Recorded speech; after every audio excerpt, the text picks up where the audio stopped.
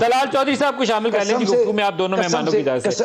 ये बहुत परेशान खबरें हैं। जो फरोग नसीम साहब का बयान है वो भी, जो कैबिनेट्स के मीटिंग है वो भी, और जो बशीर मेमन डिस्क्राइब कर रहे हैं पूरे सर इनका तो नदीम मलिक साहब, मैं आपको एक अर्ज के मामले में समझ दो ये जो भी बात कह रहे हैं सर। तलाल चौधरी से सुनने में दोबारा आपकी तरफ आता हूं, आप साथ ही रुकिए। तलाल चौधरी जी, मलिक साहब बहुत शुक्रिया। देखिए, सबसे पहले जिस आदमी के बारे में आप बात कर रहे हैं इमरान खान, उसका माइंडसेट देखें। अगर वो कभी कहता है मुझे सऊदीया जैसे इंसाफ का निज़ाम चाहिए, कभी कहता है ईरान जैसा चाहिए, कभी कहता चीन जैसा चाहिए, कभी वो चाहता था मुतकल्लिल अनान हुक्मरान वो जिसको चाहे अंदर बंद करे, जिसको चाहे उसके खिलाफ फैसला करे, और उसके में नागवार गुजरता था जब उसको कोई इनकार करता था।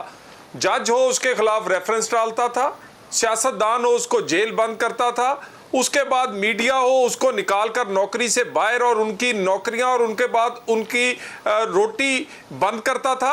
सो उसका माइंडसेट जो था वो आप समझने की कोशिश करें। ये बातें अब ज़बान ज़दे आम है।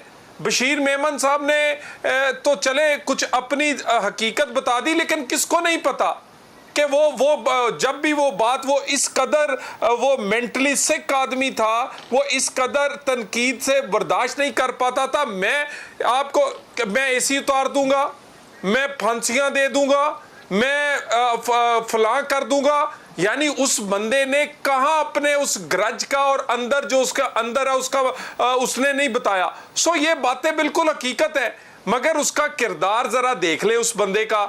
वो बंदा जो तोहफे की घड़ी बेच जाए, जो हार बेच जाए, वो बंदा जो तमाम उन लोगों को प्रोटेक्ट करता हो जो कि आटा, चीनी, खाद, दवाइयों के स्कैंडल्स के सरगना हो, वो बंदा जो कि बुजदार जैसे आदमी को लगा के और फरा जैसी औरत को लगाकर पैसे जो है वो बनी गाला आते हो, आप उसकी बातें कर रहे हैं।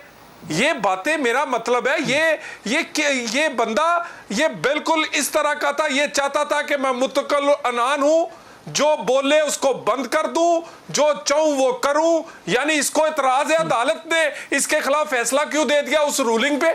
अदालत ने रात अदालत क्यों खोल रही? मैं तो आइन के साथ जो मर्जी खेल लूं।